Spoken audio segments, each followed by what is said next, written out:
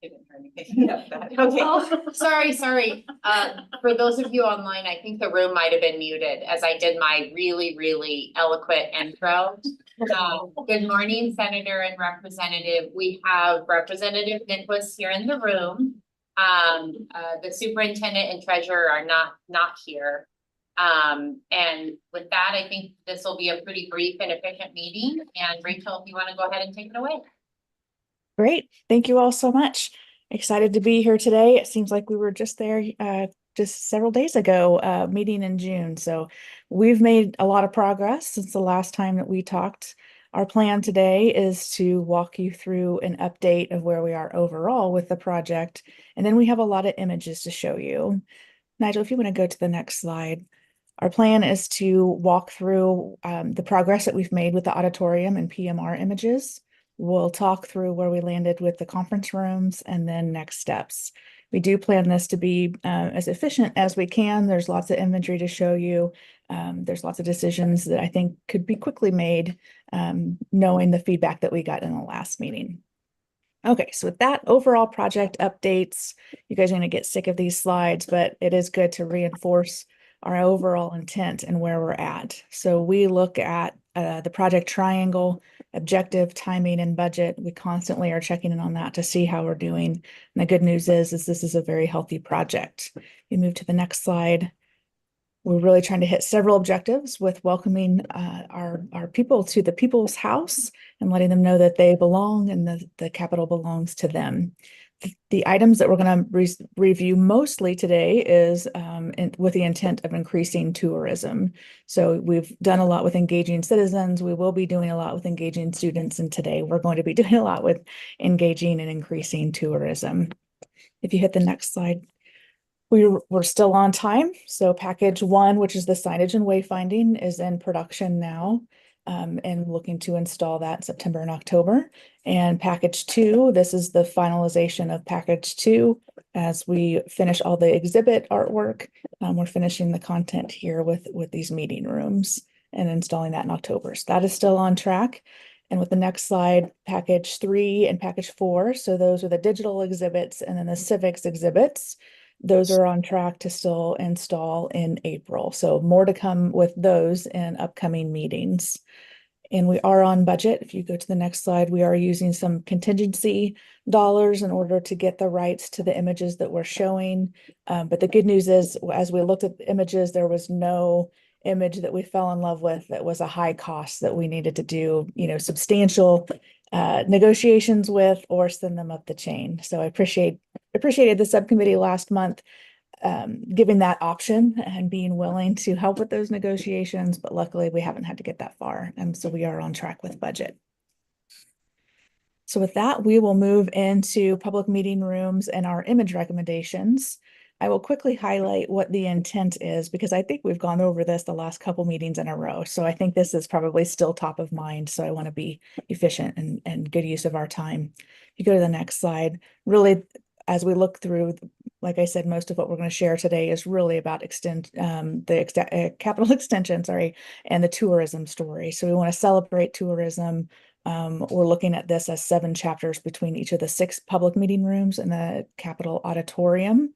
And we want to be able to show a wide range of locations. There are definitely some very iconic and exciting, non-boring items that are in areas that are in Wyoming. We'll show those and the less iconic ones as well, and ensuring that each person that does come to the People's House feels like they're included because we have included all those different areas.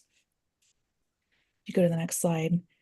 As you may recall, we are looking at breaking the state for the public meeting rooms. We're highlighting 6 different areas of that and showing images that are associated with it. So if you go to the next one, we have those each broken out with the drainages. And I think we landed on the right names for each of those as well as we moved forward. And so then the next one, you can see how each of those meeting rooms do line up with those areas. And in the last discussion, we also approved the frame that's going to be with the images, and we talked about matte or no matte and went with matte. So now we're going to start getting into some decisions, and Nigel is going to be heavy-handed in decision making. Just teasing. Welcome back.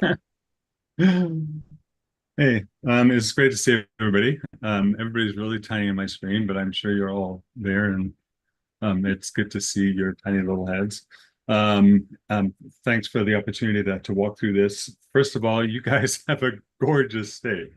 It's amazing. I've had the opportunity over the last couple of months just to look at just some phenomenal imagery, and you'll see some of that here, but it's a gorgeous state. And I want to reiterate something that Rachel said earlier in us selecting these images, and trying to find photographers and the costs associated with that.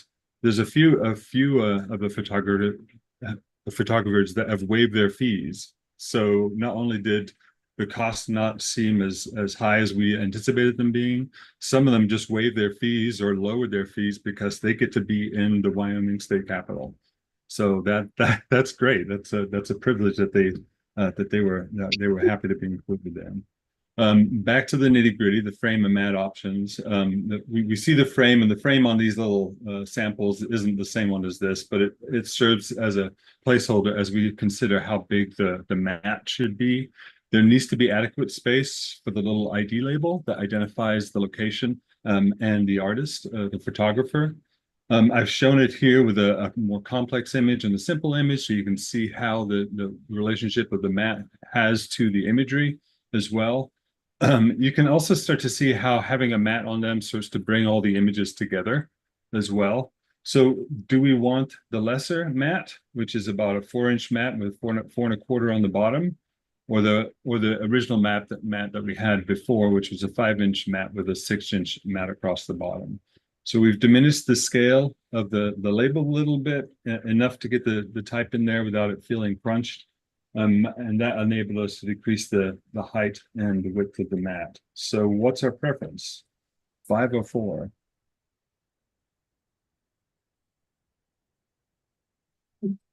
Nigel, I think to make that determination, we need to create a life-size, actual size painting with the trim on it. Yeah, to do it from the slide doesn't make any sense to me. So you want to see a physical sample of the frame at scale, so you get the sense of the And with the photograph at scale. with the photograph at scale.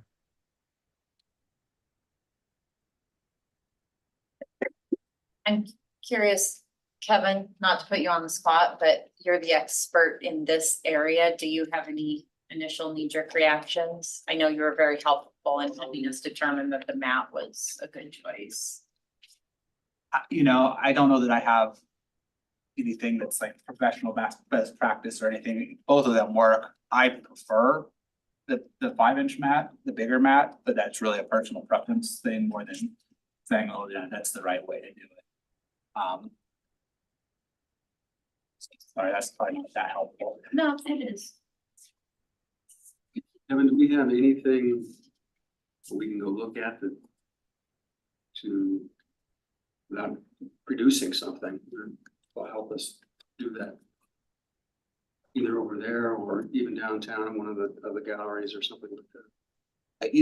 We have a lot of matted artwork. I don't know how much of it is going to be like, oh, we can compare apples to apples in this way. We're not going to have anything that's the same image with 2 different mattes, but we certainly could look at some things that are like, here's a bigger matte, here's a smaller matte. And they're probably even out in the exhibit in the gallery right now. There's probably some different examples of how to approach that.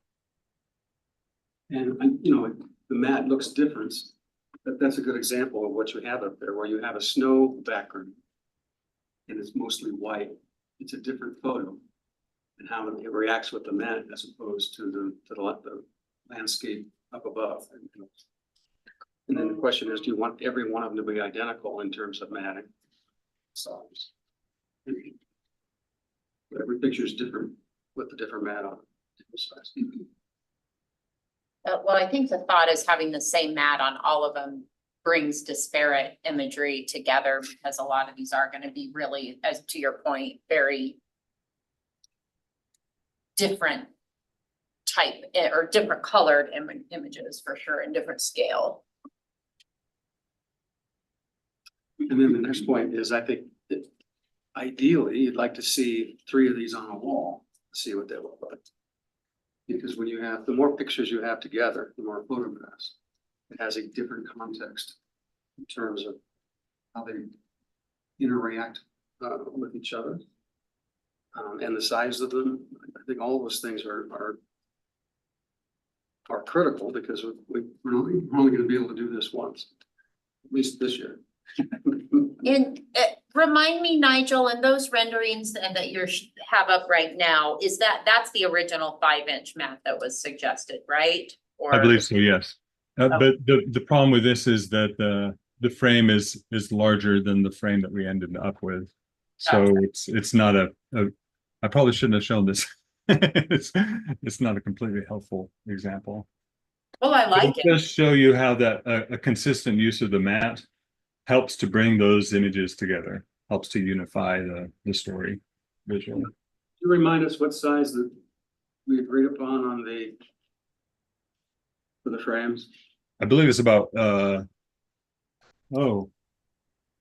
I think it's 3x4, but I'm not I need to go into my file and just double check that. You're correct, Nigel, 3x4. 3x4. Thank you. And when I showed the schedule earlier, I mean, I never want to make you guys feel like you're pushed into a decision, but we are at the point where we need to get into production for this. So I like the idea, always like the idea of being able to provide samples as much as we can. I think with this one, we're really looking to get an approval today of one way or the other in order to still stay on schedule. I thank you, Rachel, for, that reminder. I'm thinking maybe at some break point, we take 5 minutes and go wander the gallery out there and see if there's anything that we can sort of eyeball. I think I'm comfortable making some decision today, because I think, I don't have strong feelings. I think either one is going to look beautiful. With slight differences overall. So do we want to maybe, sorry, we're batting 0 at decision making. Hopefully we can still get that one done today. But we might take a 5-minute intermission at some point and run out into the hallway. That sounds great. Thank you for that. Yep, we'll put a pin in this and know that we'll come back to it. Awesome. All right. Okay. Also wanted to show you the direction we're going for the interpretive panel that will accompany those images. You saw that sort of up in the room up there when we flashed back, the one on the wall over here. So I wanted to show you kind of how that has evolved and developed based on the content story that the input that we got on that. So we'll use the same sort of half wall panel that we're using throughout the Capitol exhibits. You've seen them in a number of the different rooms. They're down the welcome panel, down in the vestibules and the garden level. So it's the exact same design and style with the same sort of clips on it. It includes identifying the relevant basin area, drainage basin. And then there's a map, the full state map and highlighted of the particular drainage that we're talking about for that room. And then there's a narrative that talks about the range of the opportunity from a story perspective of the different things that you can do within that region. And then an organized list of all the different highlights and destinations throughout that region. And those are numbered, and then those numbers are corresponding on the map itself. The map includes all the rivers, the county lines, the county names. It identifies the primary highways. So it helps people give a sense of where it is, even if they may not know the exact cross street, but give a sense of where things live within the space. That's our proposed design, and we're working on content now for each of those. When you get this deck, don't review this for content, just look at it for the purposes of design as we're refining the language in here. Do we need to make a decision on this one? So I'm curious about the map. Is the map a statewide map in each? Yeah, it's hard to see. There's two maps here. The bottom right is the full state. The bottom left, sorry, is the full state. And then and it highlights that particular region. And then this is a call out of the region that we're focusing on that in that particular public meeting room. So you can see in context of the larger map where this region is, or this basin is, and then the larger of the two maps focuses on that particular area. And the white spots in it, those are locations of photos? Those are the locations of all these these different destinations in the right column here. So, and they're enumerated following this number. So if you're looking for the Independence Rock State Historic Site, you just look for number 8 on the map here to figure out where it is.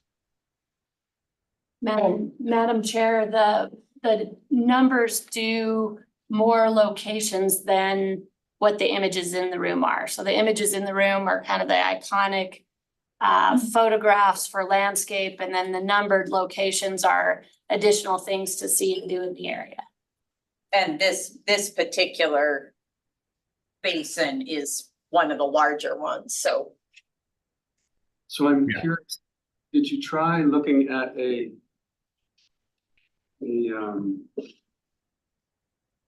actual, like a Google Maps, so that it's versus the white, it's just a straight white background.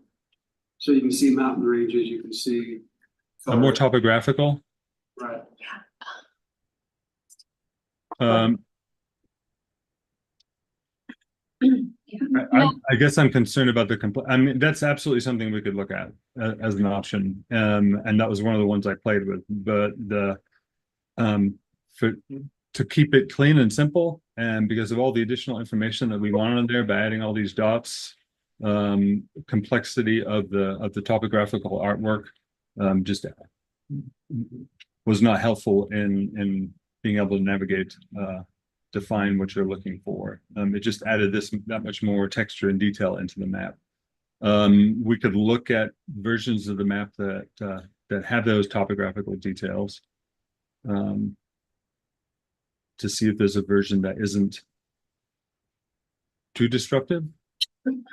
Madam Chair, I think when this came up last month, we should give you an update. One of the requests was the ability to see rivers and mountains and counties and a lot of layered features. And DI has come up with the idea, and I don't know if someone on the DI team wants to mention this as part of package 3, your digital activations, that we can probably do a map out in the extension and the threshold area between the gallery and the meeting rooms, that actually that map would kind of come to life, and you could either in a virtual reality way have your phone go in front of it or touch it or something that you would be able to see all those different types of features, because these maps in these rooms are so small that it would be difficult to provide all those layers in every single room. Yeah, that's a great point, Wendy. We are looking at that as an option for a future package and estimating that to see if we can fit it within scope with contingency, or if that would be additional scope. But yes, looking at that as an option for sure.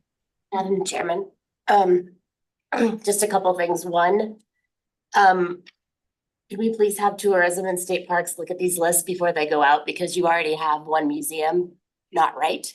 It's the Grand Encampment Museum, not just encampment. And that's significant because they go by GEM, J-E-M, Grand Encampment. Okay, great. So if you could just let us look through and make sure that the details are right and they are consistent with how tourism and state parks promotes those areas. Secondly, Wyoming State Parks and Wyoming Office of Tourism have developed the Wonder Map, which has everything on there already that you're talking about: mountain ranges, rivers, campsites, state historic sites, visitor centers. And so instead of recreating something to link out to, there's something that already exists that you could link people out to that's tourism related. Perfect. Vested in. Is that something that you can do through when we see this content? Are you able to do that, or do we need to do a separate reach out to make sure those? If we just see this content, like, I just think state parks, just so we have, because even like the museums, so it's the Grand Encampment Museum, but it's not the frontier, it's not the territorial prison, it's the Wyoming territorial. I mean, there's just things, they're not consistent on how state parks and tourism are advertising or promote them. And we'll see all of this through Yeah. final stage in detail. I would say I like the design. I'm generally favorable to the design, and we can nitpick the locations, or if we think you've missed anything later, but I think the design is pleasant. Where are they? Remind me where these are placed. Are they? They're near one of the two entry doors into each PMR, and then there is one on the wing on both sides in the auditorium as you go down those sort of entry ramps into the auditorium. Gotcha. But Amy, if I can get together with you and look at that map, if you are already working with a map that people will see, I would love to see if it's something that we can use here in place of the map I've got as a static image as well as the digital options. Yeah, So let's chat about that. And yes, we're gonna lean on you on some of the imagery as well to make sure we're actually showing what we say we're showing. There was a couple that I shared with you last week that were not of what Google said they were. So that's gonna be helpful. All right. Okay, let's keep moving. Well, and just to follow up, can we, Yeah. for example, with what Travel and Rec and you guys do, could we take this room and have that interactive map so people can come in here and have the big screen to yeah, the Wonder Maps, it's just on our website, it's not and even our website, you can go to different areas, and so I think even just a link. I was just trying to find the Wonder Map to send out the link, but it is something that was already invested in heavily, so. But yeah, it uses, and it has our 4 routes that we promote and like things you can do on those routes, and now it actually has businesses on there too. It has a trip planner. All right, awesome. Ready? Yep. Okay, so we put together some imagery direction to help guide the approach that we're taking to these visuals. And I think that you've gone over this before, so I don't know if I'm being redundant. So let me just run by this real quickly. We want inspirational images. We want to feature the most beautiful landscapes. We're looking for beautiful colors,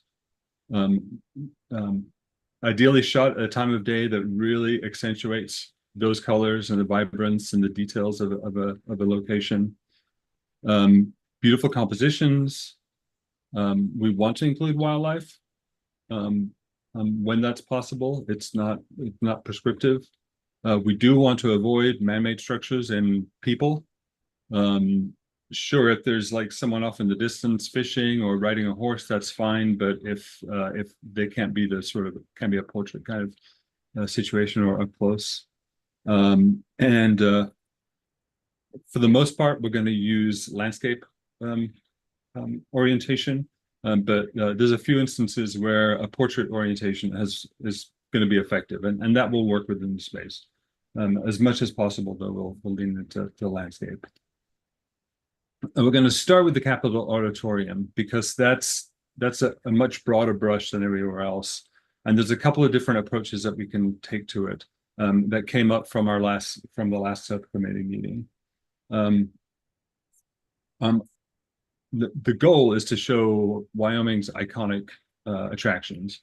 And there's kind of 2 categories of that came up from that last meeting. It's those great, amazing destinations, whether it's Yellowstone or the Tetons or Devil's Tower, those type of things, or it's the wildlife species that inhabit all of Wyoming and a part of the recreational life of Wyoming as well.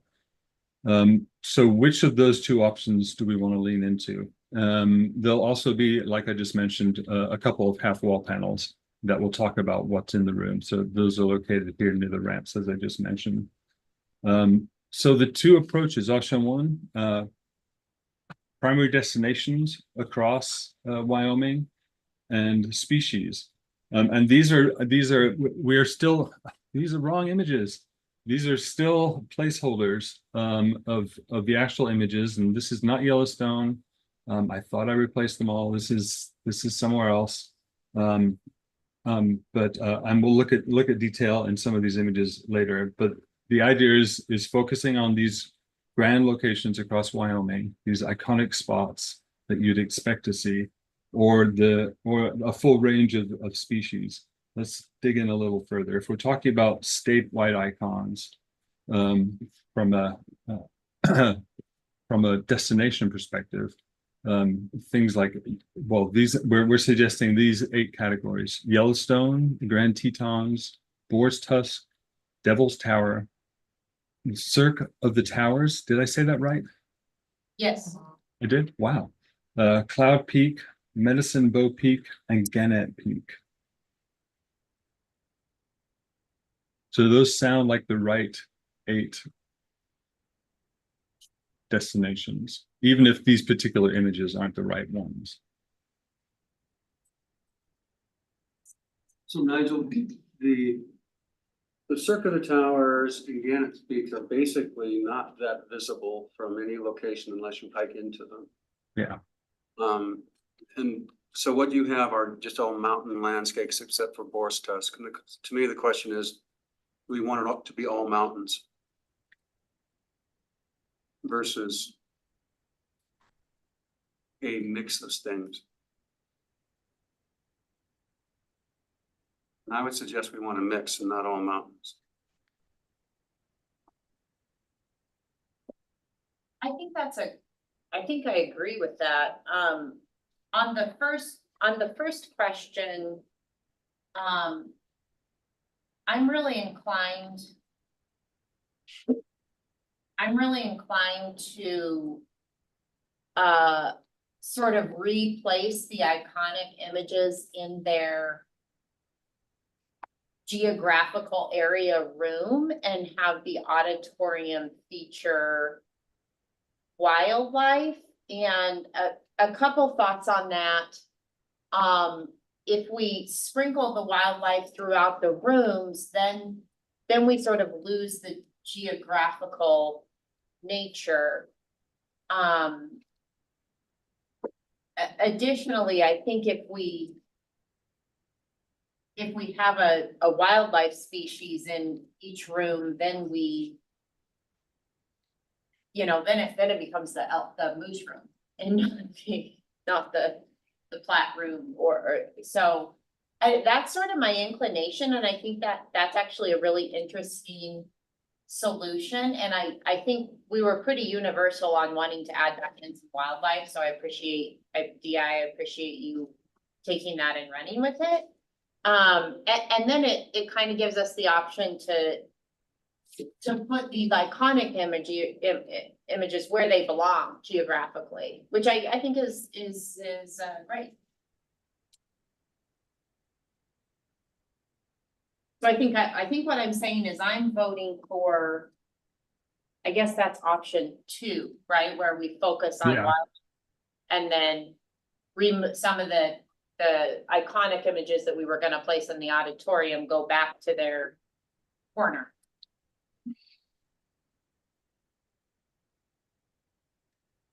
Co-chair? Is that a consensus? I mean, I love that argument. That makes a lot of sense to me. Representative Sherwood is doing a lot of enthusiastic nodding, so there's either a mosquito in here or Yes, I am in consensus with that. I love the idea of focusing on wildlife in the auditorium. And I would just also vote for a consideration of including sage grouse and the black-footed ferret in that mix somehow. Thank you. Okay. Did somebody write that down? Madam Yes. Chair, I'm Okay. just gonna echo what Senator Sherwood said. So the wildlife species, I mean, if you're looking at tourism, wildlife is a huge draw. And so, but then again, we don't have a lot of wildlife that's just unique to Wyoming. It's also, it can be found in other places.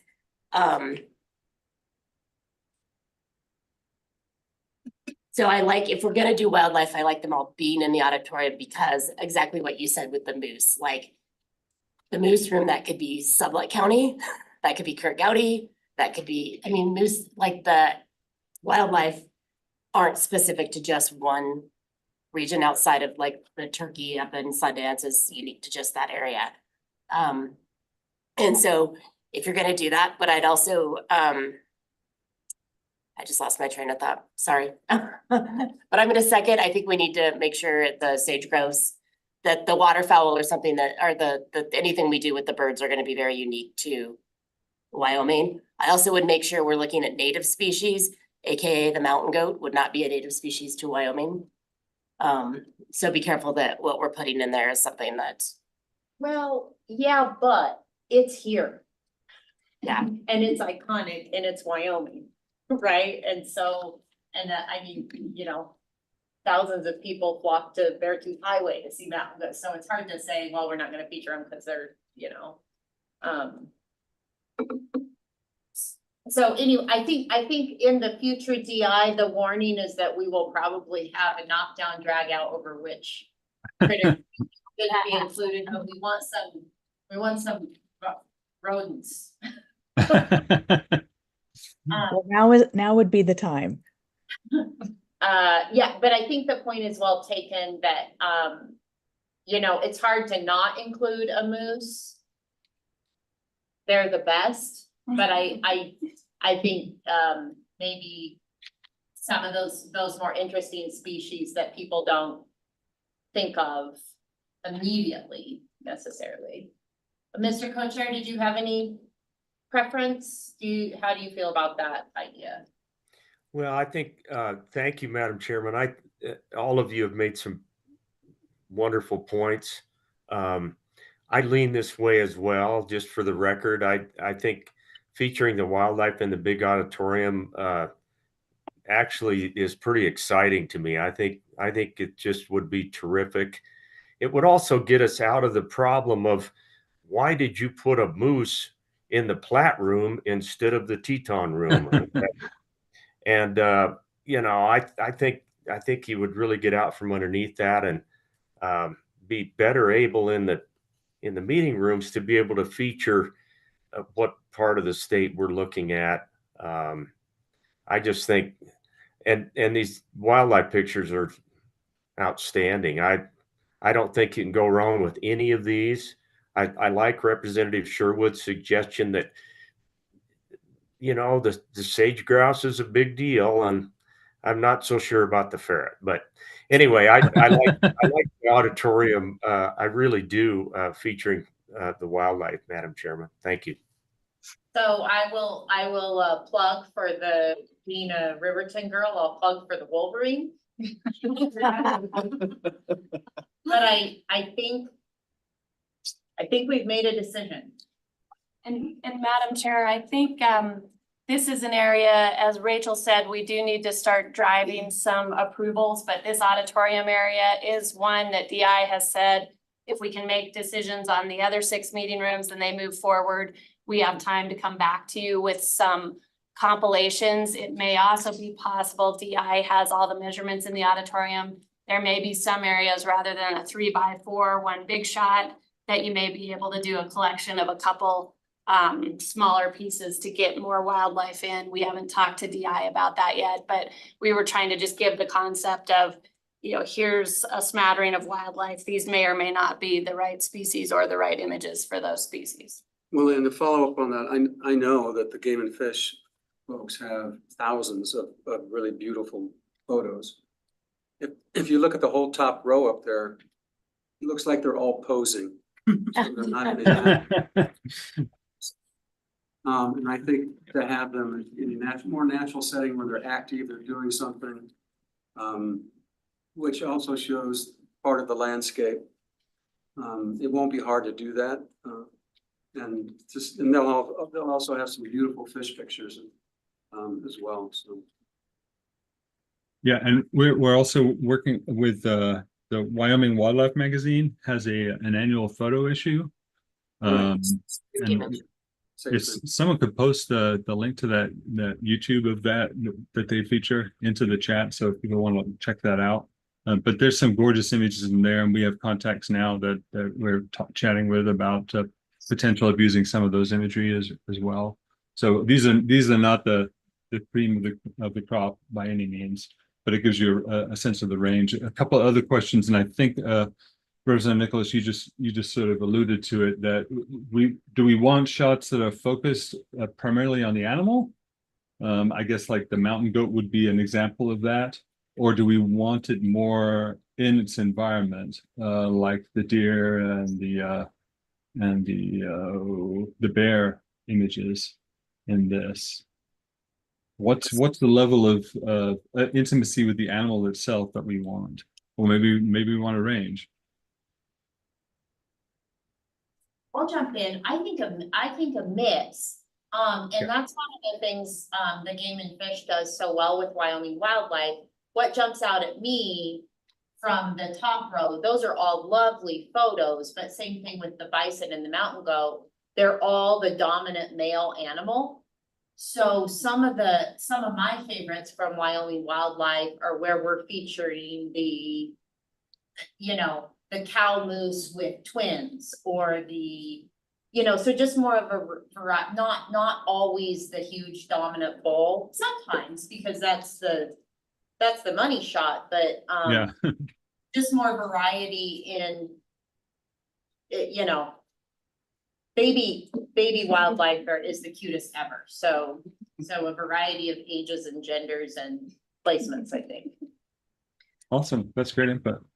And the only other piece I have to add, Madam Chair, is I know this will be like a really small technical issue to deal with later, but make sure whatever we're calling the animals is the same name that the Wyoming Game and Fish is calling the animals as well. So buffalo versus bison, pronghorn versus antelope. Make sure we're consistent with how Game and Fish identifies them as well. Oh, perfect. Yeah.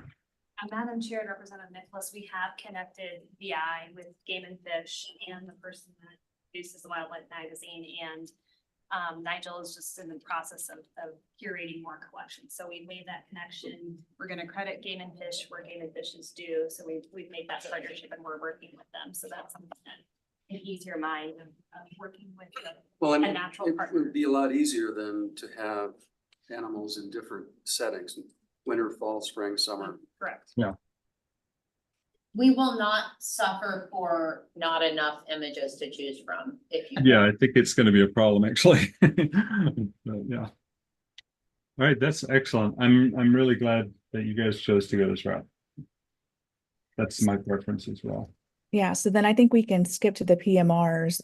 Nigel, my only question before we do that is, do we need to get confirmation of, I'm hearing, definitely the sage grouse and hesitancy around the black-footed ferret. So we may need to follow back up, and maybe the core team can be able to help us confirm, because we will have a lot to look through, a lot of options. We can try to get them combined as much as we can, so we get more versus less. But if we get into a situation where we need to say, okay, we've got to make a hard decision on one animal versus another, we will reach out and do so.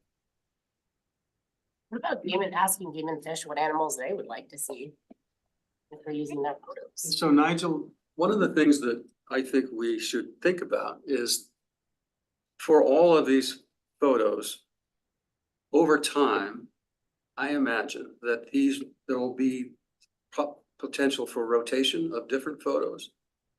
And if some folks or some beautiful photo comes up that they'd like to be on the wall, and at some point there'll be an entity that will, as part of the gallery in the hallway, all those things, so as these are developed and produced, I think concept should be that these aren't going to be there forever, and that there's in fact, I would say a high likelihood that there'll be some rotational component evolve over time, and so that I can't envision, and people get bored with them basically. And most people that'll be looking at these as are basically the legislators and the people that are in these conference rooms. And so that will tend to flavor it over time as well. I think that's just realistic. So in terms of production and care and matting and glass and all that kind of stuff, it needs to be something that can be easy reproduced or reproducible, and we can have a storage component someplace at some point in time. I just envision that as a real likelihood. Yeah, but 100%. We absolutely have to have that ability here. I mean, in fact, in selecting some of the images for some of the rooms, there was at least one image that comes to mind that I'd selected of a road battle. What was that? It was the aspen pines down a road. It was gorgeous. It was beautiful, but as I understand it now, that doesn't exist anymore because of the fire. So that would have been an image that we would need to replace. So that's something like that may happen again in the future, sadly. Well, there's more than one Aspen Alley, so and that one can. The one I picked was the wrong one, I guess. Let me see if I can jump this to start to go through the public meeting room, starting down at the south end at PMR 1, which is focused on the North Platte. The assigned destinations that we'd agreed upon in that space, and there's room for 7 images in this room. So these are the destinations that we're highlighting, and the images that at this point we feel strongly about, that show a nice range of color palette and images that have some intimacy to them, images that are grand and include a larger swath.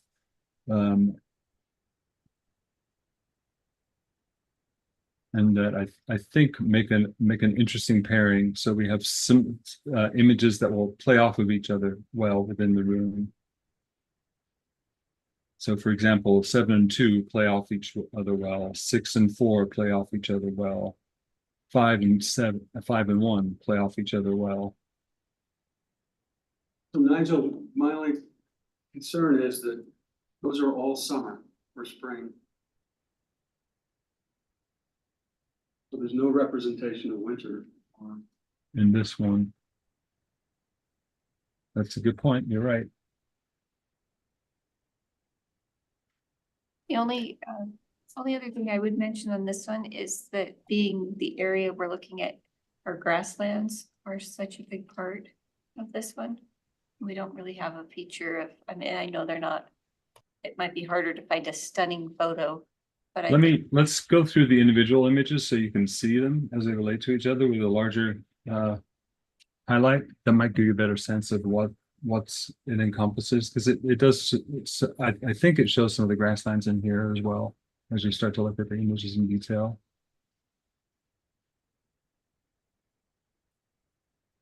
And the Laramie Plains.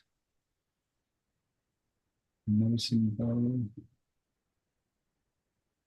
Madam Chairman and Nigel, so would we switch out the Medicine Bow picture we took out of the conference room with this one? With the sunset? Madam Chair, one of the things that we may need to do, because Nigel was holding those in reserve depending on the direction you went with the auditorium. So likely he'll kind of look at how all those go back into the mix and what might be able to swap out. Gotcha, because Yeah. we'll need to integrate the iconic images into these rooms now. Exactly. Yeah. Okay.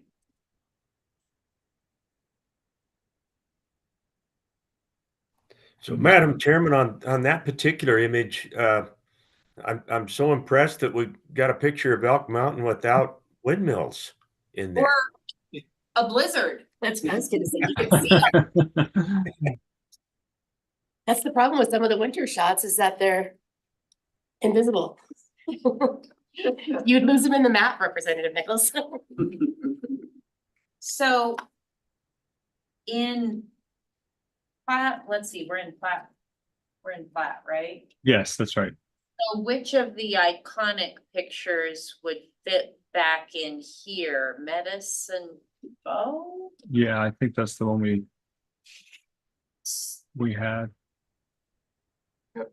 So, I mean, Nigel, what's gonna be helpful for you? Is it helpful for this group to select our least favorite image or so that it can be replaced, or how do we? Yeah, if we could decide which ones we need to nix from this collection so that we can replace them.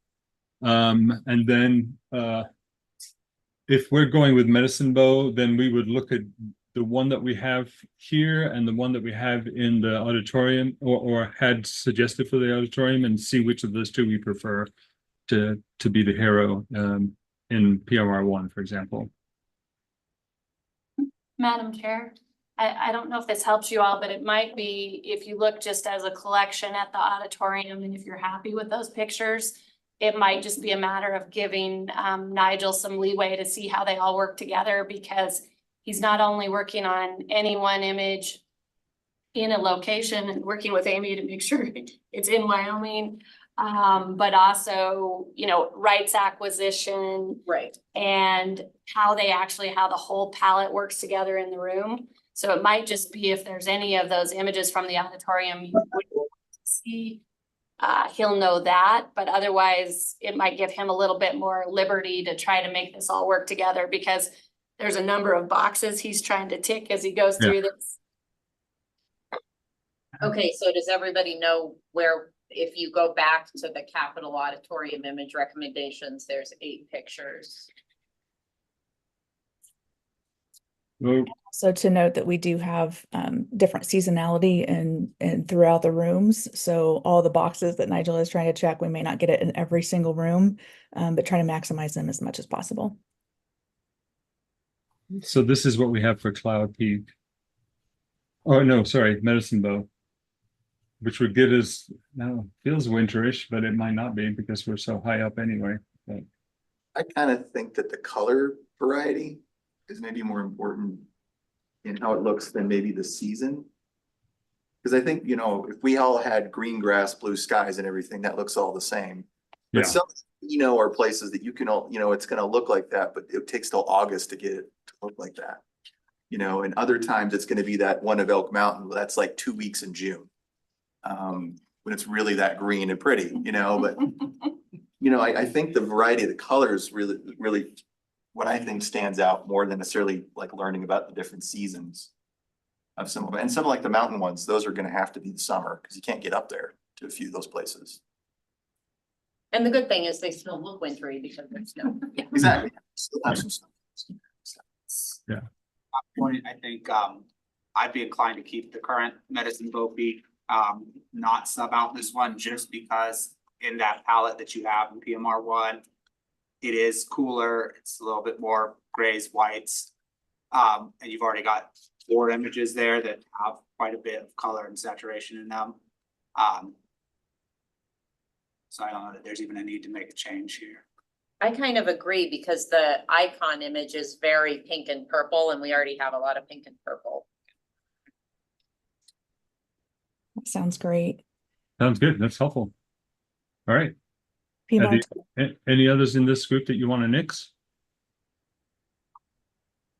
We're good. I think I like them. Bless you. All right, and then these are the locations, and Amy obviously will need to run these by you as well. That we'll highlight on the panel. I just put a reminder up here of what that would look like. And this is the one with the longest list. And Madam Chairman, this is sort of just to give you assurance that there's more that will be covered than just the images locations in the room. But you will all receive this in file stage to review when Nigel has worked through this with Amy. Great. Perfect. So the Green River in PMR2 across the corridor from PMR1, focusing on these 7 locations. Let's look at that collection. Some gorgeous spots there as well. So ranging from sort of more intimate images like the Battle Pass one here, to full grand images like the Square Top Mountain.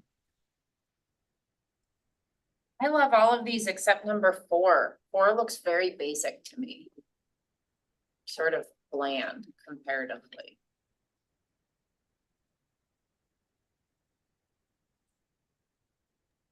anyone, I'm happy to be overruled. No, I agree. I think, I don't know if it's just the color. It. Let's I look at these in detail too. So yeah, let's start. First of all, I think the collection works, but let's get picky and look at each one individually as they relate to the rest of them. Do we feel good about Battle Pass? So my comment on that is that could be anywhere in Wyoming. There's no way you could identify that by looking at it, but that's Battle Pass. So why, other than it's beautiful, but I think that's the one in the Little Snake. So is that the kind of the target for that area? Is it? I don't know where else in the Little Snake you take a shot of. There's a particular feature to look for Battle Pass. Madam Chair, Nigel, I don't know if you have we do have an alternate for that one and New Fork River. I don't know, Nigel, if you wanna show those or if that's screen sharing up. Yeah, yeah. Let me for Battle Pass.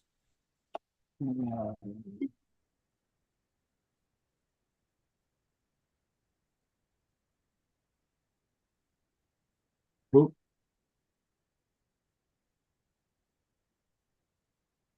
There's a couple of B and C here, a couple of other options. I felt like C, there's not very, it's not very well defined. That foreground could be a field of wildflowers, or it could be a forest of aspen. And then the B, I don't know that gives us anything that A doesn't give us. But I like the drama of A. I like the relationship of the shapes and the composition in A better. It is really pretty. And I like the combo. What I like about it that's sort of unique is the mix of sage and aspen. Same picture.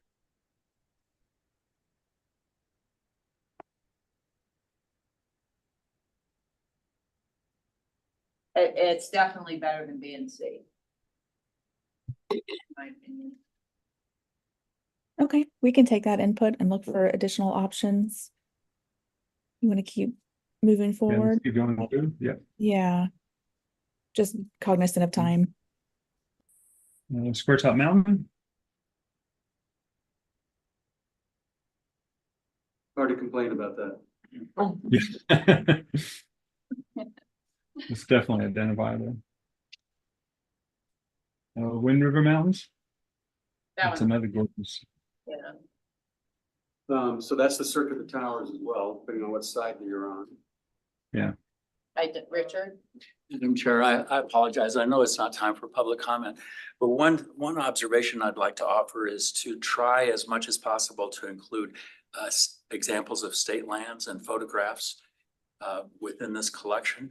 It strikes me that a lot of this is federal land. I'm a big fan of federal land, but I'm a big fan of state lands too. Sinks Canyon State Park, for example, is within this scope. Heart Mountain is another example of a public-private partnership, things like that to consider. Medicine Wheel as well. Those are some. Independence Rock, I think, is BLM. But anyway, thank you, Madam Chair. Thanks.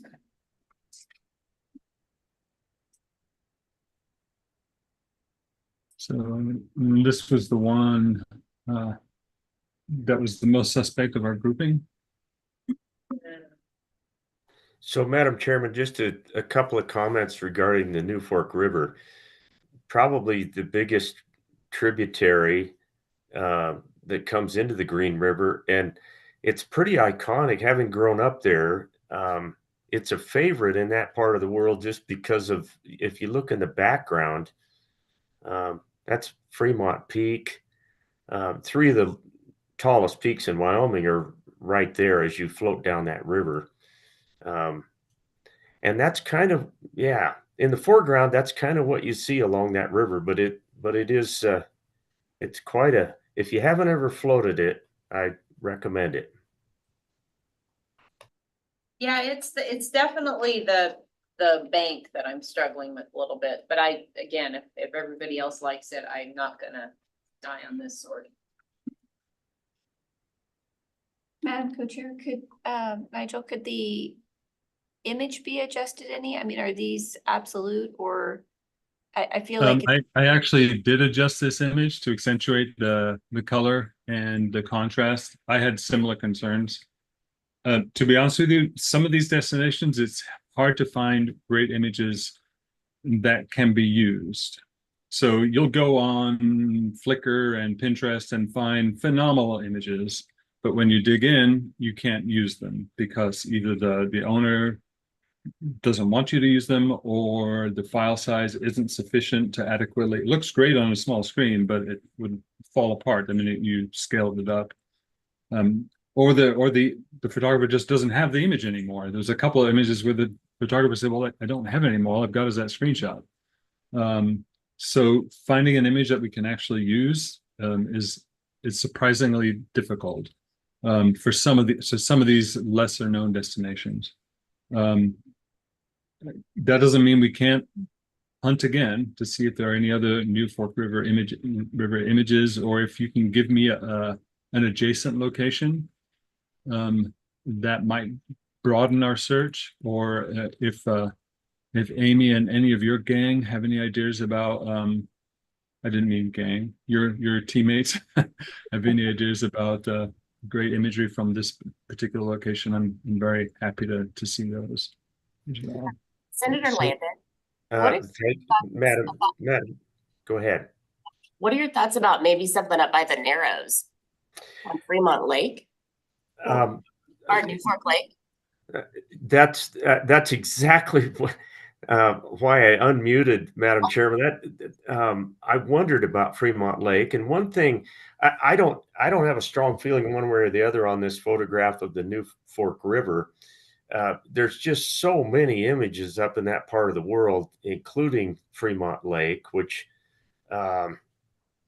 is one of the more iconic features in Wyoming. Really, I think it's the deepest natural lake in the lower 48. Oh. You know, so there's definite Half Moon Lake's beautiful. You've got, you know, the Green River itself that winds down through Daniel at the DeSmet Memorial, which is quite a thing. But yeah, I don't know that we have to be married to this one committee. I think the New Fork's great, but I would, Nigel, if you can run across something that you like better, I feel very comfortable if you want to trade that out. Okay, awesome. Well, thanks for those options. We'll look to see what we can gather as a replacement for that. Something else I wanted to mention is that I don't think every image needs to be the pinnacle of everything you could ever imagine for a spot. I think sometimes you need sort of a visual palette cleanser, something that's simple. You may not recognize it right off, but wow, that's in my region. I need to figure out where they got that. They may not identify it exactly. Giving your folks that come visit there a new perspective on their own state, and realizing, wow, this is prettier than I thought it was, or that's amazing, and I need to go back there and figure out where they shot that because it's phenomenal. So I think that's part of the function of what we're trying to accomplish here as well. I would, real quick, Nigel, I would second Amy's suggestion of taking a look at the Narrows in New Fork Lake.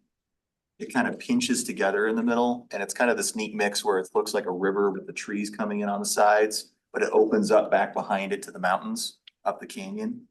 And that one you could probably find if you search on it. There's probably some good stuff out there that might also, what you were doing with a lot of the greenery for that palette.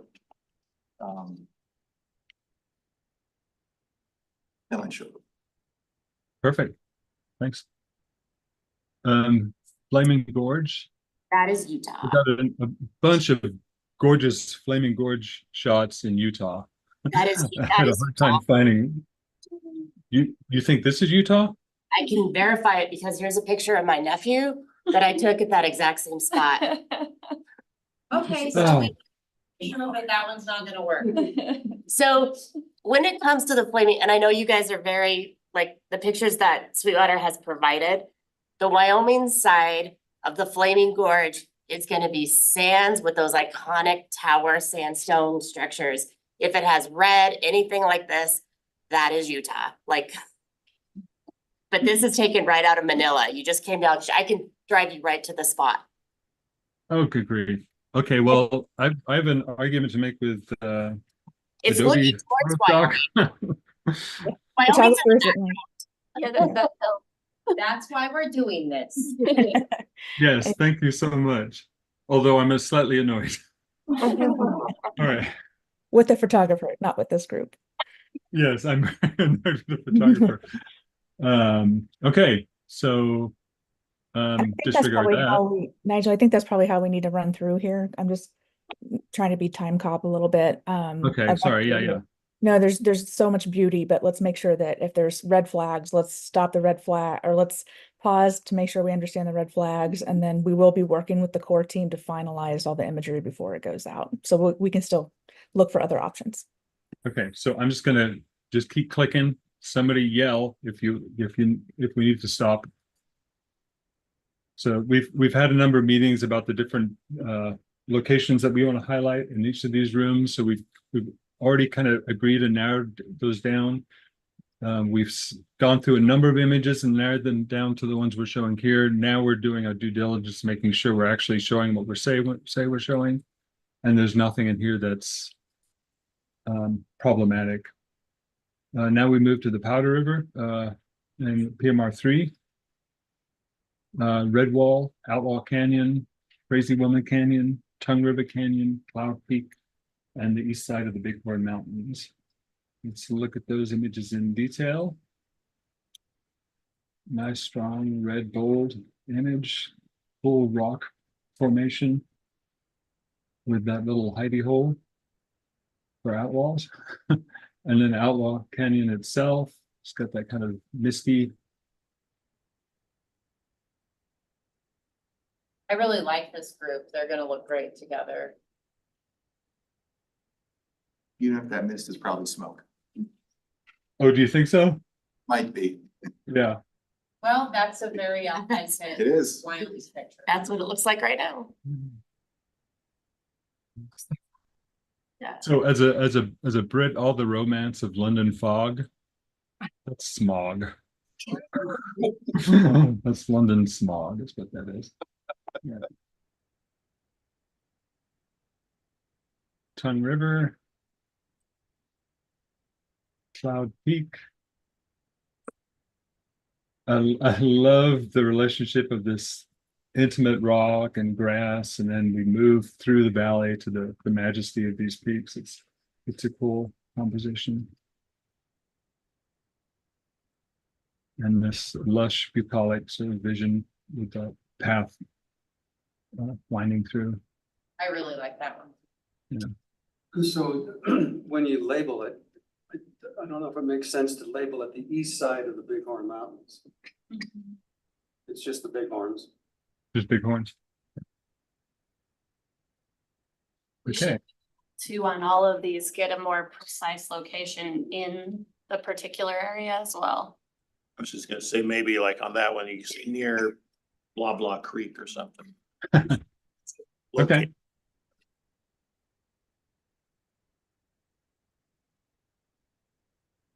Okay, so next we move to PMR4, the Wind River. Some gorgeous stuff here again. That's our grouping. So we have and we got a couple alternates here. So we need to pick 7 of these, but Brooks Lake, Pinnacle Buttes, Red Canyon, Chief Joseph Highway, Chimney Rock, Sinks Canyon, Wood River, Crowheart Butte, and Wind River Canyon. So let's look at these in detail. That's a pretty phenomenal composition. Plays well with some of the other relationships in the sort of brush of red through the middle, like in this one in the Red Canyon. This one, this room, we'd have 2 portraits. So you see the Red Canyon and the Wood River images. There's a reflect well across the room from each other. The Chief Joseph Highway, that's just a beautiful crease through the land. I need to, I have a caveat on this one. I'm really concerned about image quality. So we'll have to make sure we can actually use this image, but we won't know until we get the file. Chimney Rock. So you can see how these three images really play off each other really well. It's just phenomenal relationship. And those could be gathered together across the back wall. Those three would be kind of a cool composition. And a really surprising perspective on Sinks Canyon, looking up from the, I don't know what we should call it, the sink, the Yeah. Yeah. Wood River. Crowheart Butte. It's a really important destination. I'm not overwhelmed by the image. It's been really hard to find an image that I'm in love with. This is the best of the bunch. But because of the significance of this spot, I think it's worth including. But That's about as green as it's gonna get. yeah. Nigel, I actually agree with you on that one. And I've seen times where the evening setting of the sun on that butte is pretty remarkable. And so maybe we can just keep our eye out and ears to the ground, and maybe another shot of Crowheart will show up. But yeah, that's not as overwhelming, I think, as it can be. Yeah. Madam Chair, I think this is also where we would need to drop a Yellowstone image, right? Wouldn't this be the Yellowstone? Because Yellowstone wouldn't drain into the Snake. Yeah, it's, yeah, you're. What's that? And River. Yeah, you know, I think we struggled a little bit, Madam Chair, with where people both kind of combining the geography of the rooms plus the drainages. And then in Yellowstone, it would depend on which images we chose for some of the iconic ones versus the not as iconic ones that were more on the south end. But if it's iconic, technically it would belong in the Bighorn, but geographically, I think people associate it with what PMR 6 would be. So that's a little bit of the struggle. And I don't know if the subcommittee has heartburn about it. I almost, Nigel, and again, I joked about the green, but I don't think I've ever, I almost would err towards an image that's maybe a little bit better quality or a little sharper in its more natural colors. I mean, it is not this color 99% of the time. I mean, jump in somebody if you think I'm wrong, but like it's pretty dry and barren, which is which can, I think, can be kind of cool. And it's almost like embrace it, if that makes sense. And of course, I'm Googling pictures online, which I know is not helpful, but some of them are like, oh no, this is really sort of barren scrub with this huge thing rising out of it. And it's very striking, or it can be, as opposed to maybe saying, ooh, I'm gonna try to find this one that doesn't look quite so barren, but it's pretty barren. Yeah, like C, I kind of, almost either of those that are a little brighter, but really are more accurate to the character of that area. I think I might actually prefer B and C, but somebody else. Bob, you know this area. Can't tell until you blow them up and look at them. Yeah. It is hot and dry, and A looks like we're trying to masquerade it as someplace not so hot and dry. And windy, yeah, so I honestly, I mean, I need to see those a little bigger, as Bob said, but I think those other two are just more. You know, you're gonna recognize those where. Does that make sense? Yeah. Can you blow Yes. up and let's see, Nigel? I'm sorry, say what? Can you make C larger? So the size of A? Possibly. What's that?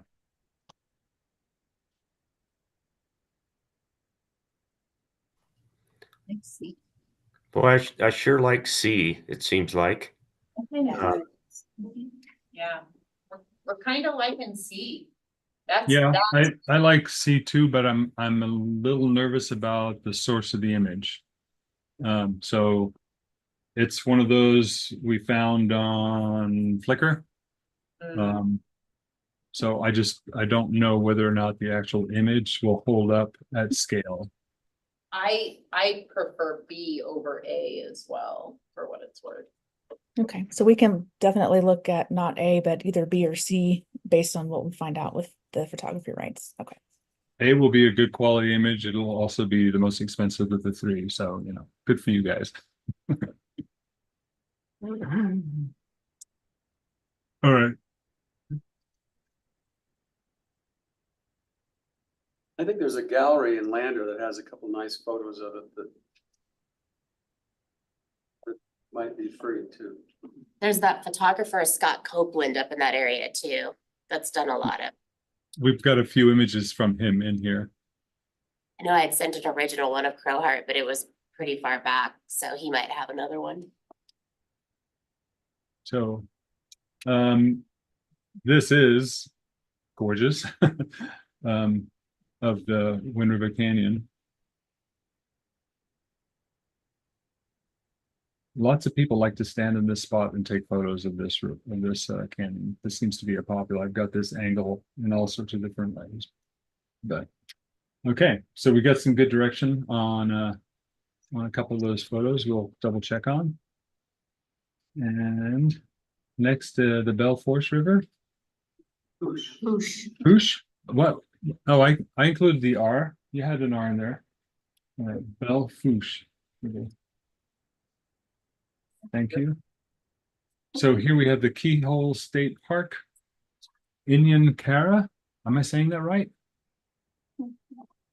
Devil's Tower, Missouri Utes, Black Hills, Sundance Mountain, Belle Fourche River, Thunder Basin National Grassland.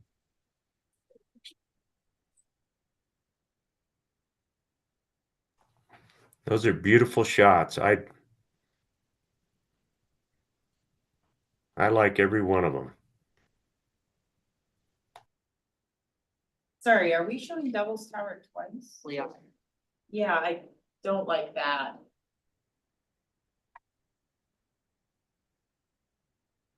Hey, Madam Chair, I think there's other ones we could get that the goal was to show more of the Missouri Buttes. So Yeah. I think there's ones we could get where the Missouri Buttes are more prominent. Mother Hero. Yeah. Let's look at those options. Let's go through here. Is that detail? Madam Chairman, is that the back of Devil's Tower? I didn't realize that. That's what we were just saying. Number 4. We probably don't want 2 pictures with Devil's Tower in it. So number 4 is the back side, huh? Yes. Is there really a backside on a circular object? Ogden's never seen it. There's the All side, right. the other side is the best. I always do that with the Tetons from Idaho. It's that side of the Tetons, but who decided? Here in Idaho. Okay, let's look at these. The Keyhole State Park. Ice over. That's a cool one. I like the feature of a different season. Yeah, it is. Sorry, I keep bouncing forward, but yeah.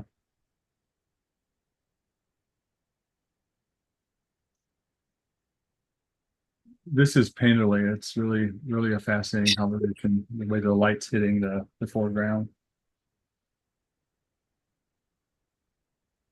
And then the heroic Devil's Tower.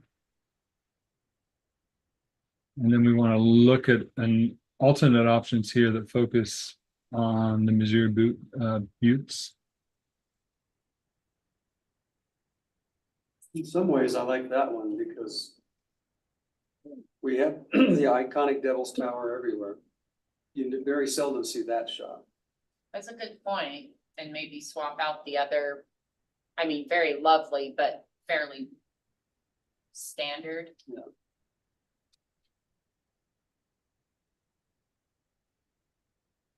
So this would have been one of the ones from the auditorium, where we had a heroic image of Devil's Tower incorporated in there. So, so we're saying that what's our goal here? Do we want to include this one to fulfill the Devil's Tower, and then does that mean we only need 7 in this, and I have 8, which I've numbered incorrectly. So there's one of them we need to get rid of anyway. So would it be just to get rid of one of these 2 and use 4 instead of 3? Or something like 4 instead of 3? Yeah. Yes. Good, all right.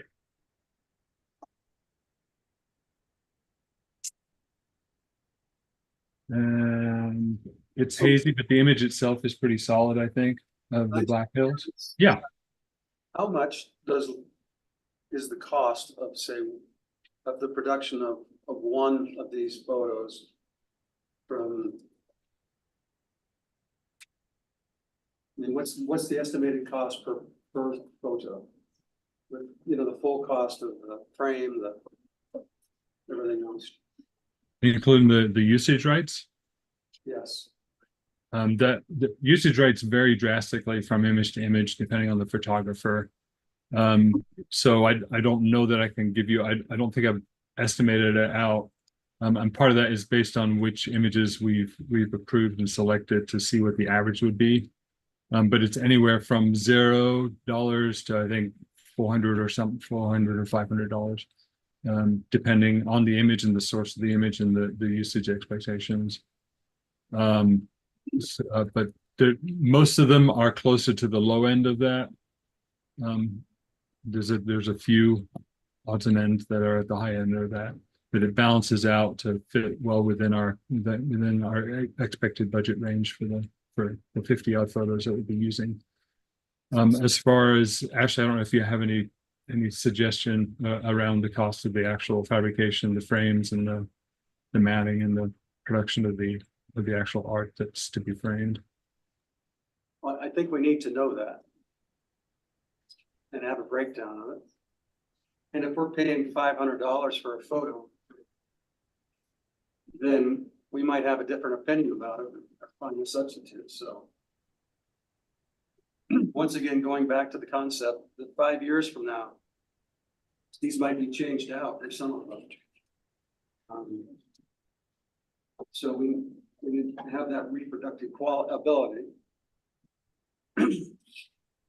So we don't overspend on certain photos just because we like one particular photo.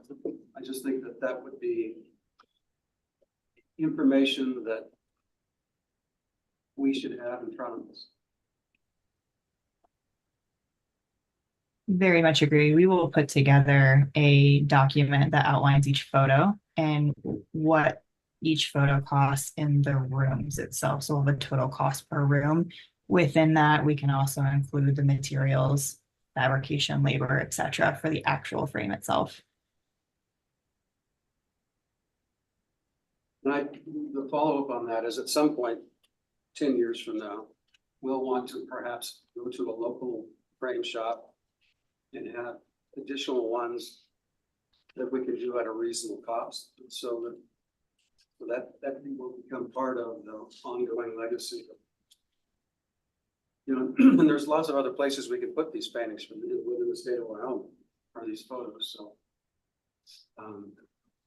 we want to be as flexible and cost conscious all at the same time.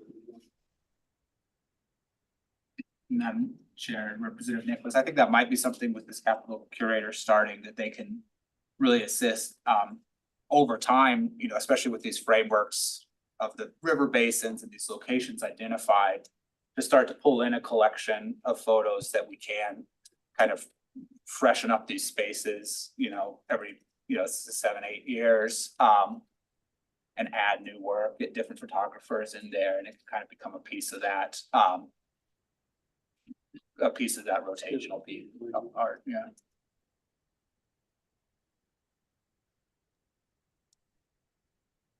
Okay. Sundance Mountain, sorry, this is so blurry. The only image available for this one was, but the image itself for the source makes me confident that it'll produce well. And we would remove the wire and the thing from the image. Great. Unless you can get an eagle post on one. I could add an eagle.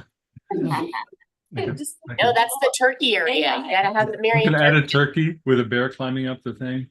Yeah, All right. AI treatment by the time this meeting is done. Okay. It's to where the aliens landed too. No, the aliens landed at Devil's Tower. I know, but just play around with that idea. That dance for a snack. Exactly, yeah. Have them hunting turkey. They got themselves a turkey. I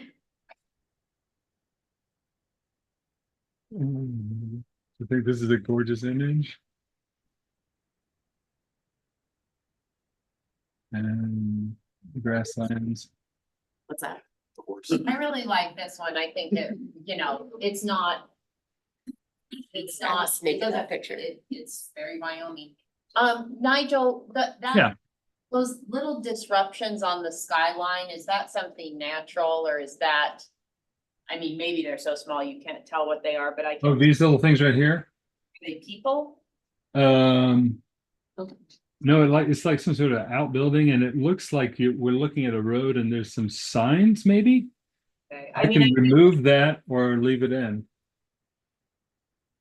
Yeah, I don't feel strongly. I don't think I want them if they're people, but.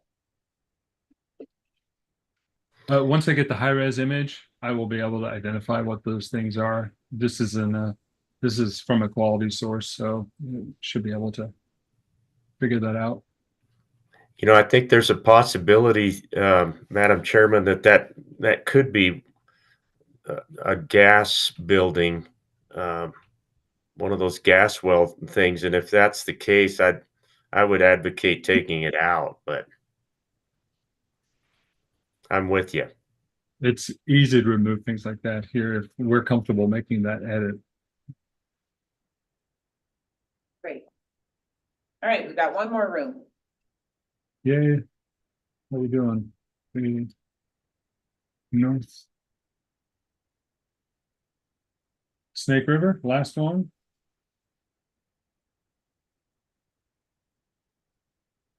And 7 images in this location. So we have Grand Teton, Yellowstone, Wyoming Range, Grays River, the Salt River Range, and Gros Ventre. Am I saying that right? Provant. Oh, good grief. What did I do to it? Somebody say that again? Provant. Grovant. That sounds a lot nicer than what I did. All right. It's not the greatest picture of the robots either. No, I don't like that. Could be anywhere in Wyoming. Yeah, I was actually going to say the same thing, Representative Nicholas. I think the Grovant we can probably find a little bit better. I like this picture of the Tetons. It's certainly a different perspective than what we're. When we get to the Grovant, I'll look at the option. So we had other options here. And I think I was meant to replace this because there was some concern about the clouds over the peak internally. So I apologize for not updating that. But From a tourism perspective, if we're just featuring the Tetons, this would be the feature, we always use the Grand because that's the one that stands out and people know. Versus you've got Mount Moran covered and you're also missing the reflection in this. This is Oxbow Bend. Yeah. And the iconic reflection in that. So if we're taking the iconic images out of the auditorium, I would like to see an iconic image replaced for the Grand Tetons in this room. makes sense. Madam Chair, I think what might be helpful Nigel support the iconic images from the auditorium option 1 and see if if the subcommittee likes those options, since so much of this room are some of those iconic images. Right, there's two, it looks like there's at least two options on there. Yeah. Yeah, these top two we could replace with. Okay, And- so I take it back. We don't like that one. Oh, I love the picture. I'm just, And Madam Chair, this might be another room we need to spend a little bit more time working with Nigel on and send to you, because he was trying to save, again, some of those iconic images for the auditorium. And then the core group had looked and had asked for some more autumn images of the Tetons that do exactly what Amy said, which is the grand is fully shown. And so we may have a little more work to do there and in Yellowstone for you, as I recall. Unless, Nigel, were you able to swap out that Yellowstone image with the one that was sent Yeah. us? I'm trying to remember what page that was on. So if it's not quite here yet, we can send back to you with the auditorium wildlife images, PMR 6. I think the question for all of you is, are you comfortable with Yellowstone images in PMR 6 because it's in the northwest corner of the state, even if it's not technically part of the Snake River drainage? Are we combining the Bear River drainage on the northwest side? So if we call it northwest, then that makes sense then. We'll probably have to do some interpretation to explain that while technically not in this drainage, this is the area it is on the panel. So these are the iconic ones. For Yellowstone and Grand Tetons that we'd selected for the auditorium.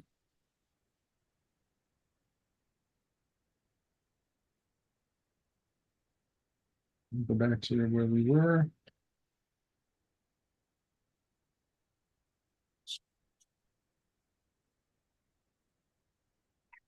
I think I would be inclined to not feature the bison here, since we're not putting wildlife in any of the other meeting rooms.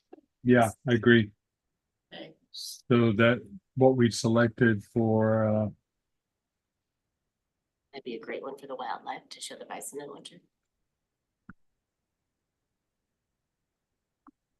So just, Madam Chairman, just a question regarding Yellowstone Park. And I think it was just alluded to that northwest part of the state. I've always been pretty possessive of Yellowstone being part of Wyoming.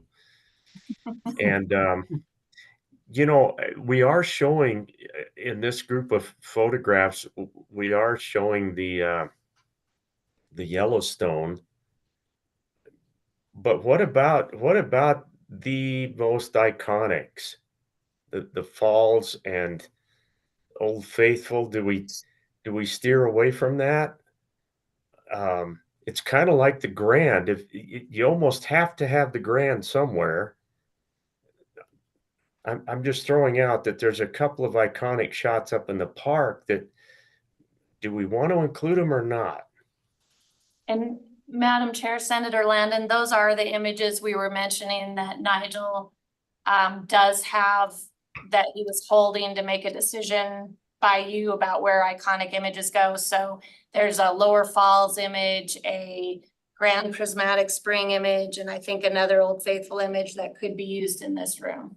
And from a tourism perspective, I would lean more towards Old Faithful and Grand Prismatic Springs, because that's what sets Yellowstone apart, is the thermal features, other than a river or a waterfall. I mean, our waterfall's gorgeous, don't get me wrong, but the thermal features are what really makes Yellowstone unique.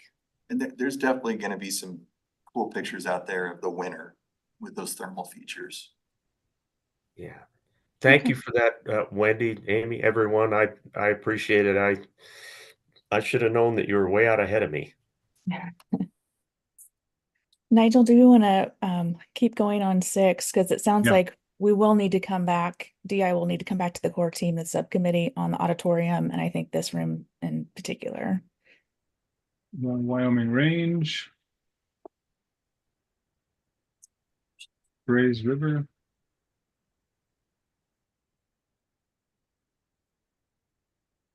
Salt River.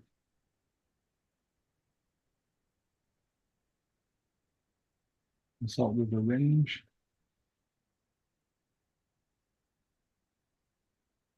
And you were saying that you felt like there's some better options.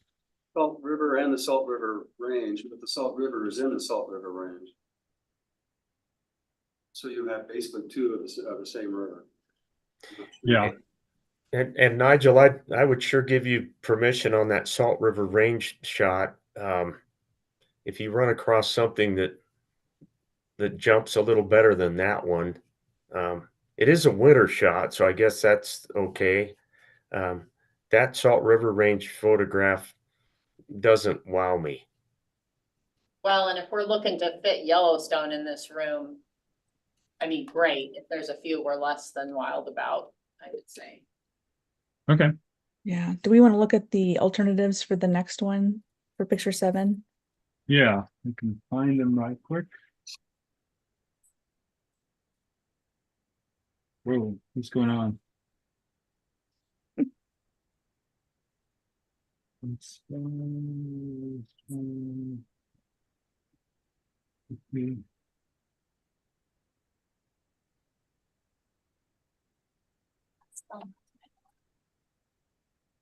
One question on the Wyoming range one, is that a shot taken from the Green River Basin? Or is that a shot taken from Chugwater side? I think that's right. I don't know.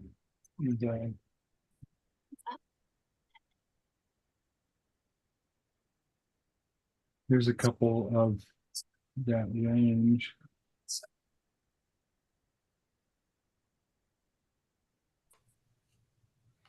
Is that Palisades Reservoir in the foreground, everyone? On C? I'd have to look at the source of the image to identify whether that's specified in the description. Yeah. Well, I almost like, for the record, Madam Chairman, B stands out for me a little bit better than A. It's just different. That was its appeal to me as well. You guys have wonderful mountains and there's some wonderful shots of mountains, but we're seeing a lot of those silhouettes. Yeah. We have very few where we're sort of up above and see how a range sort of shapes the whole landscape in the distance. And I think that's kind of gorgeous. Issue with that is this isn't a spot that anybody can go park their car and take a photo of. It's not one of those places you can go to, but we have to decide, is that required for everything? I don't think it can be, or we'd have to knock out a whole bunch of these for the average person. I mean, a lot of them are not necessarily on the beaten path. Getting the horse tusk is not, I mean, you can see it from a long, long distance, but there's a lot of these that are not super easy to get to. I just like B shows just a beautiful winter landscape. And that range is home to so much. So I guess I would prefer that one to the one on the left. Yeah. Does that sort of give you some guidance, knowing that we'll get sort of another peek at that room once you gather the... Yeah. Yeah. Oh, and let me see what else I had for the next.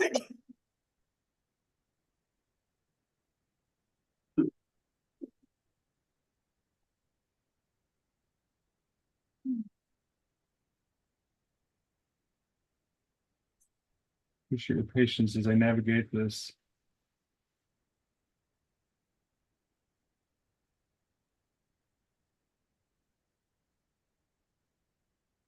I like that top one. Those layers are amazing, aren't they? As you move back through the image, it's just.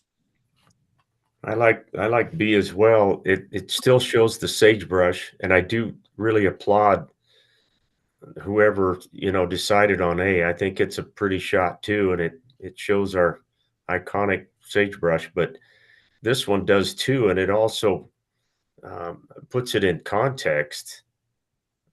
a little bit better, it seems like.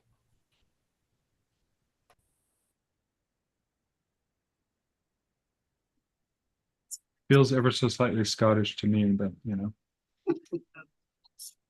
Probably hard to find a Grovon shot that isn't towards the west of the beacons. Nobody's ever looking towards the. Yeah, I know. Who looks at these. Well, when I think Groveon, I think the slide. I know. Like that's, I mean, that's the Groveon, right? Is the. All right, good work. These are, we're getting excited about them. That's Okay. great. We'll continue to update this and you'll get an updated version as a PDF in the next week or so. Okay, how we doing? We're Are a we little okay? behind. Do I have time to go through these? I think We're- Okay, this won't take as long. This is much easier because we've made a lot of these choices already, and we were just kind of letting you know how this is landing and that we're progressing really well. We've made some decisions about locations and assignments for which symbol. Just to remind you, the conference rooms are going to celebrate the 5 of the symbols associated with Wyoming, from the mammal to flower to tree to excuse me, to bird, etc. Yeah, I think in the last meeting, Nigel, I think they had already approved the overall direction, and then we approved the imagery that was going to be used and how it was going to be used. So yeah, this is more of FYI, so you guys can see the progress for it. So these are the rooms. These are how they connected to the rooms, and the walls are indicated with the red line within the room that will work best for the particular images. I'm going to show you.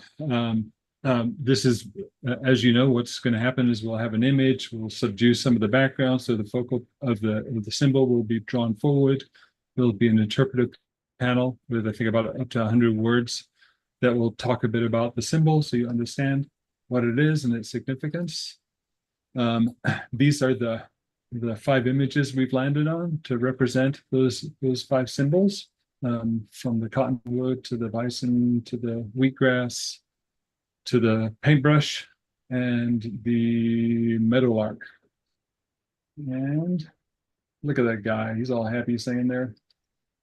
This is, and what we tried to do is render them within the room that they'll end up being. So we've got the bison down here in 52 on this wall. And this shows you the treatment that we're doing, where you can see we pull back the saturation slightly on the background. Next, up in E34, we have the paintbrush. Beautiful. And then our little dude singing away. In 56, we don't have an image of this room to do a proper render, so we just used another room. Right now, that room is being used for something else, and there's all sorts of stuff on the wall and things, so we'll need to negotiate a way around how to get this in there appropriately and not inhibit the usage of the room. So, but we think this particular image will work well in all eventualities. And next we have the combination of 54 and 53. So we light combining the wheatgrass and the cottonwood. They're both sort of plants. These images give you a similar sort of horizon line with the cottonwood even eking out onto the wheatgrass side of the image.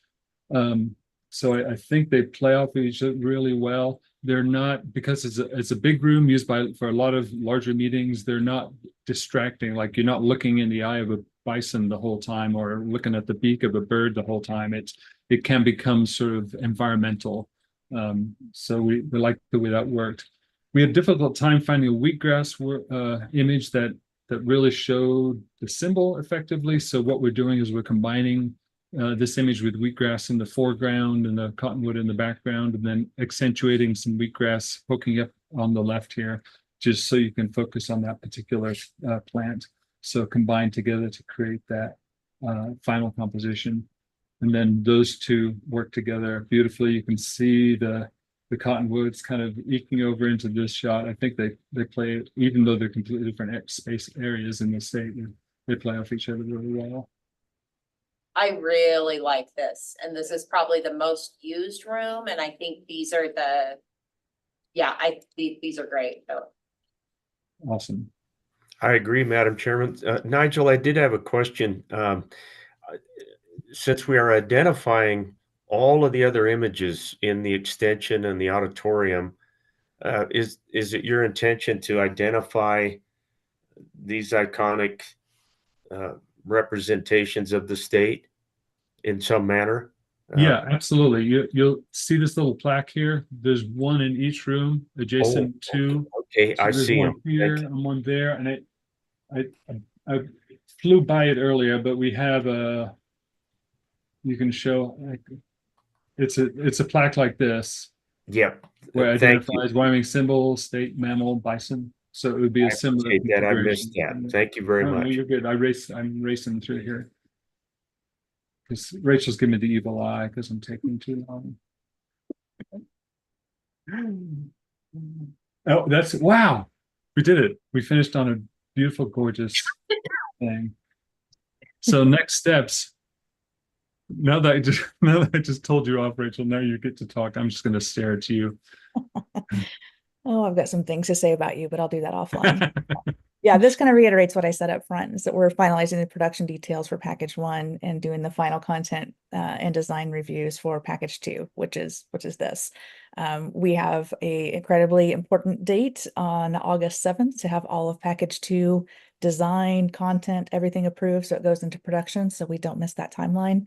And we've got a plan for it. So thank you all for all that you've been doing for, rearranging your schedules. And we were able to get some of the feedback that was coming through on package 2 that we thought we might need to get another call in the last couple of weeks. We were able to get to a really good conclusion and consensus with the core group. So feeling really good about where package 2 is at. So 1 and 2 are just flying, and we'll start to see package 3 and 4 in the upcoming months. But thank you all. Really appreciate your time and all the efforts you've put towards this. Nicely done, Rachel. You've already dug your hole, Nigel. And lastly, I just wanted to say that you guys have been really wonderful to me, and I've had some really great messages from you folks as we've been struggling with some stuff in my life. So I just wanted to thank you for your patience and your outreach of care and support. So thank you so much for that. It's been very helpful and meaningful to us. So we appreciate it. Thank you. Thank you, guys, and we're all thinking about you, Nigel, so, all right. And then I'm so sorry, I forgot. Ashley just sent me a note. You guys were going to look at mats and take a little break and maybe come back, and we will have the last determination of 4 versus 5 inches. And does anybody have a hard stop, Bob? Are you okay for another? Okay, does anybody have a? Mindy, do you have a tape measure in your pocket? I do not, but I can grab one. And Madam Chair, Rachel, are you going to come back and talk a little bit about the resolution of the graphic layouts and the core team proofing? Or will we do that when we come back, or do you want me to close that out right now? Yeah, we can close that out now if you want. Okay, so if you get back into file stage in any of the garden level, 1st through 3rd and grounds files, you will see there's been a tremendous amount of your feedback, DI's feedback. Your core team has been meeting with DI, and at your meeting last month, we thought you may need to have another meeting to resolve some issues. We hope we have done some good compromising to make sure that everybody's points of view have hopefully been somewhat taken into consideration, recognizing there's lots of competing interests. So if you go back into file stage and see anything that you have still major heartburn about, you should be able to see that resolution. If it is a deal breaker for you, please let us know as soon as possible, because your core team will be doing a final proof. Not at this point, we're not looking at new stories. We're not looking at new photos. It's really, are there any typos, is going to be this final proof that is going to occur, I believe, on Friday. And that will be conducted by not only your core team staff, but also some other folks who are just good proofers that we know of. So if if there's anything in file stage that you see that's giving you heartburn, please let us know as soon as possible. I'll go ahead and ask if there's any public comment. Go ahead, Richard. Thank you, Madam Chair. And again, I apologize for interrupting your meeting earlier and recognizing, of course, what Wendy has just said. And maybe the place where some of this could be included is in, I'm not sure what this room is now called, the Learning Center or the Interpretive Center. So, I would like to call your attention to the fact that the legislature, in response to a recognition of student initiatives, recognized at least 2 animals as state species. That would be the blotched tiger salamander as the state amphibian, and Sheridan's green hair streak is the state butterfly. So maybe there's a place to include those animals within the context of all of today's discussion. And then to build on what Representative Sherwood said, I'd also agree that the sage-grouse is really an important animal in our state. There are at least 150 other species that depend on the sage-grouse for their well-being, and human beings are one of those, very much one of those. So I think it's appropriate. Also, the Wyoming toad is a great success story for the state of Wyoming. And then finally, the map discussion earlier, and I'm not familiar with the map that tourism has developed, but the state highway map perhaps is a great resource too. It's a familiar map to most people in Wyoming and would be familiar within this context possibly as well. So that's all. Thank you. Any other public comment? Okay. The legislative debate between, I think it was Representative Nicholas and Representative Larson on the state amphibian is maybe my favorite thing I've heard in the legislature ever. Representative Nicholas was pro Wyoming toad. He was trying to derail the whole thing. It was epic. That was him, wasn't it? I thought so. One of my favorite memories. Okay, so with that, anybody who can, we're gonna go we're gonna make a decision on mat size today. I think that's what we heard, whether we like it or not, we have to make a decision on that today. So that's all. And Kevin, do you kind of mind helping us with this? Madam Chairman, I will say goodbye. Thank you, everyone. Thank you, Senator. Sorry to miss you in person, but have a good rest of the week. See you. Thank you.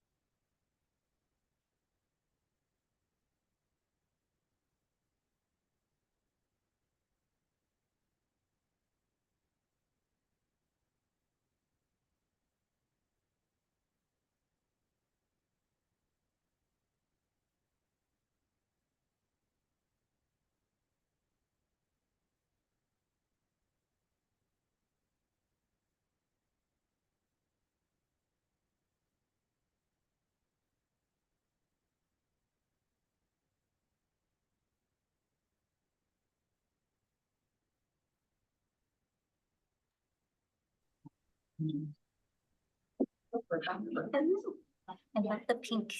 Oh, it seems like this is my On, He had a silver heel. oh, well, he's all decked out today too, Is he so really? maybe, I'm glad.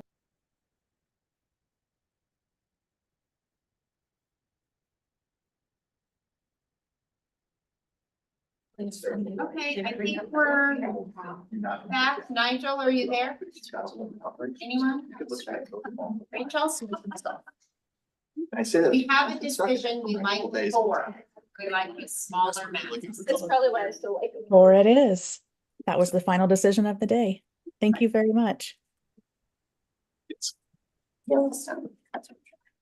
Okay, so with that, I think we just need to check in on our confirmed meeting dates. They continue to come hot and heavy. August 19th, September 24th, October 1st, and November 14th. The one thing that jumps out at me there is the September and October meetings are very close together. Is that just how it's gonna be, or maybe we wait and see what's on the Yeah, deck Madam at that? Chair, I think it was only October committee meeting dates for them. All those and that's. Do one or the other, okay. All right, do we have anything else? Any other business? Any other decisions? Right, all right, good job, everybody. Sorry, I know we went a little bit long, but I think we got I think we did what we were supposed to do. Right, I will consider us adjourned then. Thanks, Rachel. Thank you all. Thank you.